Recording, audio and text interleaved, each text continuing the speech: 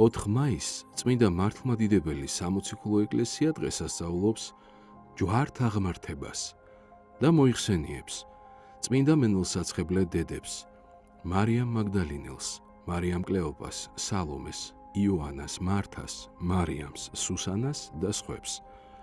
მართალ იოსებ არიმათიელსა და ნიკოდიმოსს, წმინდა კეთილმსახურ მეფე თამარს, წმინდა მღვდელმოწამე ექვთიმე შერვაშიძეს, გაენათელ მიტროპოლიტს, წმინდა მოწამეებს დედოფალ ალექსანდრას, ისაკს, აპოლოსს და კოდრატეს, წმინდა მაქსიმიანეს, კონსტანტინეპოლელ პატრიარქს. დღევანდელი დღის მფარველი წმინდანების ლოცვით და მეოხებით უფალმა დაიცვას და დაიფაროს სრულიად საქართველო.